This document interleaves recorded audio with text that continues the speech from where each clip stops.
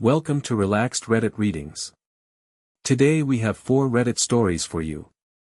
Reddit stories that made me question everyone I know.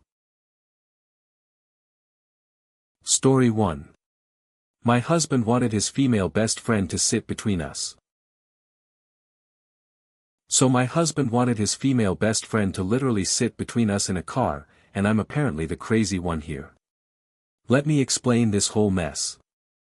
My husband has this female best friend who he talks to constantly through gaming and Discord. They've been friends for years, and while I've tried to be understanding about their friendship, she has never made any effort to be friends with me.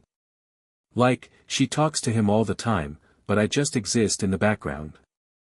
We have this situation coming up where we're going somewhere with her, and somehow the topic of seating arrangements came up.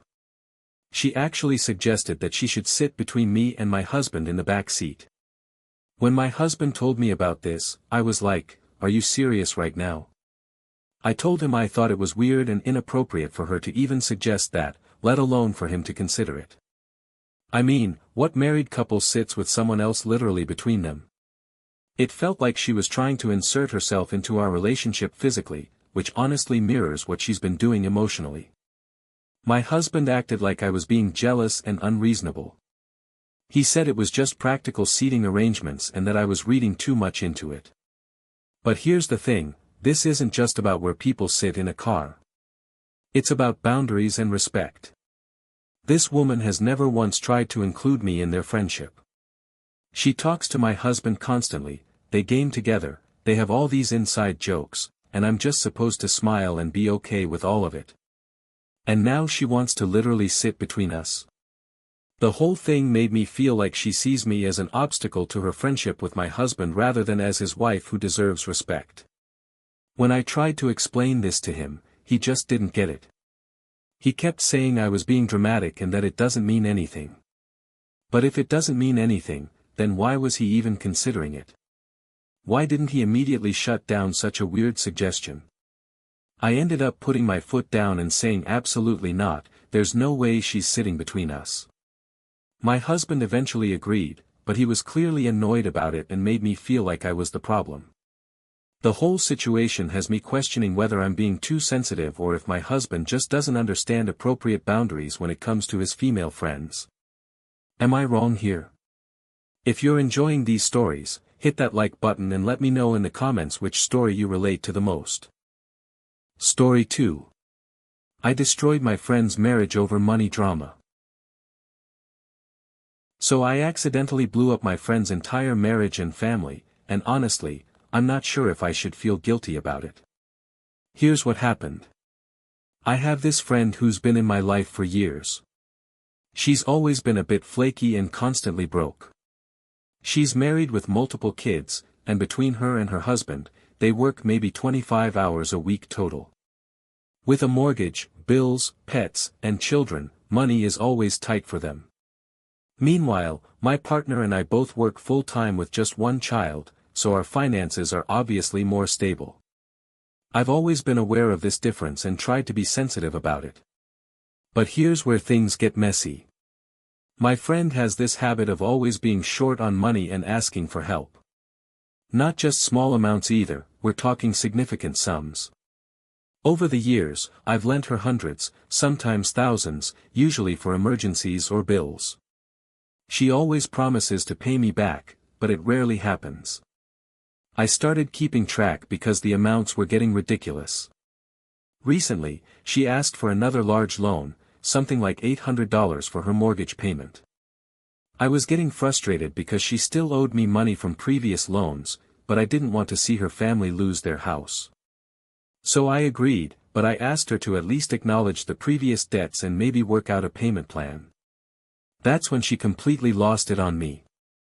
She started screaming about how I was making her feel bad about needing help, how I was throwing my financial stability in her face, and how a real friend wouldn't keep track of money like that.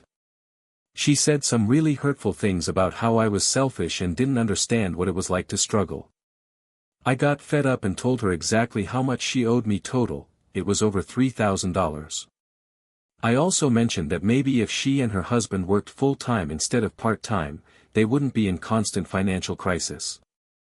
Well, apparently her husband had no idea about most of these loans. When she went home and had to confess everything to him, he was furious. Not just about the money, but about the lying and hiding debt. It turns out this wasn't the first time she'd been secretive about their finances. He felt completely betrayed and they had a massive fight. Now they're separated and probably getting divorced. She's blaming me for ruining her marriage, saying I should have kept my mouth shut and been more understanding. Her family is torn apart, the kids are devastated, and everyone in our friend group is taking sides. Part of me feels terrible because I never intended for any of this to happen. But another part of me thinks that if their marriage fell apart over this, there were probably deeper issues that had nothing to do with me. Was I wrong to finally speak up about the money situation? Story 3. I protected my shy niece from family performance pressure. So I just had a massive family blowout over protecting my 12-year-old niece from being forced to perform like a circus animal, and now half my family thinks I'm the villain. Let me tell you what happened. My niece recently started taking piano lessons, and she's incredibly shy. Like, painfully shy. She gets anxious when people watch her do anything, which is totally normal for a kid her age. We were all at my mom's house for a family dinner, and my niece was sitting next to me looking really nervous. She quietly told me that she'd promised Grandma she'd play a song on the piano, but she was scared about everyone watching her. I could see how anxious she was, so I told her she could play just once and promised she wouldn't have to do it again if she didn't want to. After dinner, she went to the piano in the living room and played her piece. It wasn't perfect, she lost her pace a couple of times and made some mistakes, but she did it. She was clearly nervous the whole time, but she pushed through. When she finished, everyone clapped and said nice things. You could see the relief on her face that it was over. But then, because families never know when to quit, several people started asking her to play another song. My aunt was like, "Oh, play that other piece you've been working on." My uncle chimed in asking for a specific song. Even my mom started suggesting different pieces she could play. I could see my niece's face just fall. She looked panicked and started saying she didn't want to play anything else. But the family kept pushing. They were saying things like, "Come on, just one more," and "Don't be shy, you did so well." Classic family pressure, you know. That's when I stepped in. I reminded everyone that I had promised her she only had to play once, and that she was clearly done for the evening. I suggested we let her enjoy the rest of the family time without being the entertainment. Well, apparently this made me the bad guy. My mom got upset and said I was being overprotective and that performing builds confidence in children. My aunt said I was interfering with family bonding time and that it's good for kids to get over their shyness. Several other family members piled on, saying I was babying her and that she needed to learn to handle attention. The whole thing turned into this big argument about parenting styles and whether kids should be pushed out of their comfort zones. My niece ended up getting overwhelmed by all the arguing and started crying, which just made me more angry at everyone. I ended up taking her outside to calm down while the adults continued fighting inside. Later, several family members told me I had ruined the evening and that I should have minded my own business. They said kids need to learn resilience and that I was teaching her to avoid challenges. But here's the thing, she did the challenging thing. She performed once, despite being scared. Why does she have to keep proving herself over and over? Why can't we just let her have that one victory without demanding more? Am I really being overprotective here? Story 4. My mom refused to hold my baby so I could eat. So my mom just showed me exactly where I stand in her priorities, and I'm honestly questioning whether I want to go out with her again. Here's what happened, and tell me if I'm overreacting. Whenever I'm out with my family for meals, we have this system that works really well. I feed my baby while everyone else eats, and then when I'm done feeding her, someone holds her so I can eat my food while it's still warm. It's just common sense, right? Everyone gets to eat, the baby is happy, and we all enjoy our meal together. Well, I was out to lunch with just my mom recently, and we were following the same routine.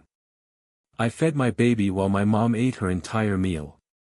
When my mom finished eating and only had a couple sips of coffee left, I asked her if she could hold the baby so I could finally eat. And she said no. She actually said she didn't want to hold her. I was completely taken back. I had barely touched my food, and it was getting cold while I was still dealing with the baby. I couldn't believe my own mother would refuse to help me out for literally 10 minutes so I could eat. I asked her why she couldn't hold her granddaughter for a few minutes, and she said she was tired and didn't feel like it. Tired from what? Sitting there eating while I juggled feeding a baby? I was honestly hurt and confused. This is her granddaughter we're talking about, not some random kid. And it's not like I was asking her to change a diaper or do anything difficult, just hold her for a few minutes. I ended up having to eat my cold food while still managing the baby, which made the whole meal stressful and unpleasant. My mom just sat there sipping her coffee like nothing was wrong.